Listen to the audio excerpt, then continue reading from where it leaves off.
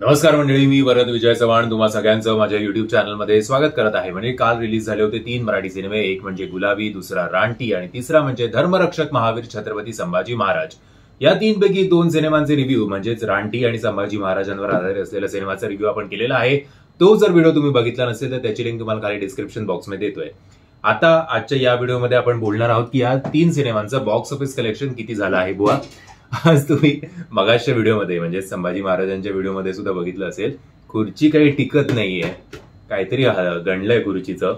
आणि आज ज्या प्रकारे खुर्चीवर एका पार्टीने डॉमिनेट केलं आहे ते शॉकिंग आहेत ते रिझल्ट्स. असो, सगळ्यात आधी बघूया की गुलाबी या सिनेमाचं बॉक्स ऑफिस कलेक्शन काय आहे.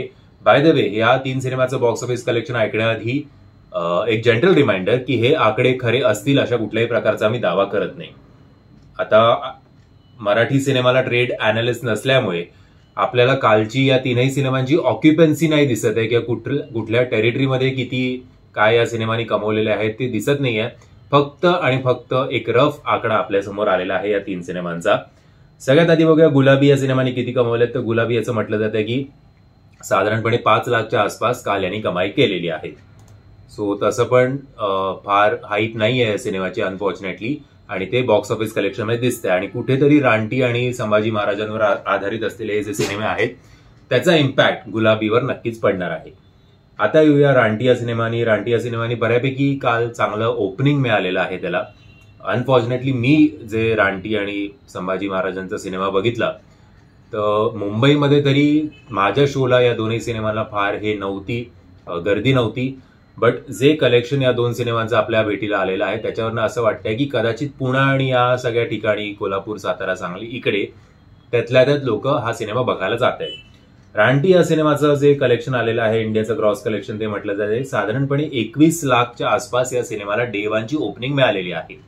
सो चांगली कौतुकाची गोष्ट आहे. आणि आशा करूया की आज दुसऱ्या दिवशी शनिवारी ऍटलिस्ट 60-70 पर्यंत हा सिनेमा जाईल. आणि याचं फर्स्ट वीकेंडचं कलेक्शन आय थिंक 1.5-2 पर्यंत गेलं तर उत्तम आहे.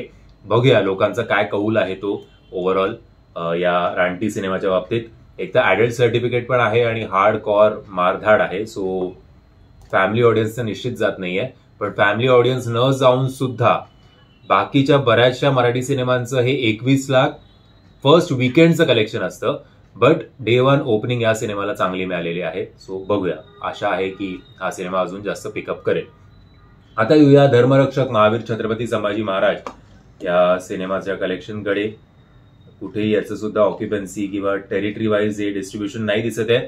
पण या 3 सिनेमांपैकी जर सगळ्यात जास्त किंवा सगळ्यात बरी कामगिरी कुठल्या सिनेमाने केलेली असेल तर तो म्हणजे या सिनेमाने. एक तर आता तेच झालंय की मराठी सिनेमाला दुसरा कोण वालीच नाहीये. जेव्हा आपण धडपडतो तेव्हा एकतर छत्रपती शिवाजी महाराज किंवा आता छत्रपती संभाजी महाराजच आपल्याला वाचवायला येतात आणि पुढच्या काळात मे बी राजाराम महाराज सुद्धा येतील. सो या सिनेमाचं असं म्हटलं जातं की साधारणपणे इंडियाचं ग्रॉस कलेक्शन आहे डे 1चं 37 लाख रुपये आणि नेट कलेक्शन आहे 33 लाख रुपये. सो हा सिनेमा पुन्हा एकदा आपले महाराजांच्या कार्डवर चालणार आहे असं दिसतंय. होपफुली बघूया की आज जर काल याचे 37 लाख झाले होते तर आज कदाचित हा 1 कोटी किंवा 90 लाखच्या आसपास जायला हरकत नाही. आणि याचं सुद्धा फर्स्ट वीकेंडचं कलेक्शन 2 किंवा 2.5 कोटी जायला हरकत नाही. झालं तर चांगलंच आहे. मराठी सिनेमा चालायलाच हवेत आणि ऍटलिस्ट या ना त्या मार्गाने महाराज तर महाराज बाबा चालवा मराठी सिनेमा. आणि मराठी सिनेमा सिनेमागृहात जाऊन बघायला जा. जर तुम्हाला नंतर तो आवडणं न आवडणं हा पुढचा भाग आहे. बट हे होतं या 3 सिनेमाचा बॉक्स ऑफिस कलेक्शन. आता तरी रँक 1ला आहे धर्मरक्षक महावीर छत्रपती संभाजी महाराज हा सिनेमा. तुम्ही या 3 सिनेमांपैकी कुठला सिनेमा बघितलाय कमेंटच्या माध्यमातून कळवा. आणि जर तुम्हाला हा व्हिडिओ आवडला असेल तर प्लीज या व्हिडिओला लाईक, शेअर आणि चॅनलला सबस्क्राईब करायला विसरू नका. जय हिंद, जय महाराष्ट्र.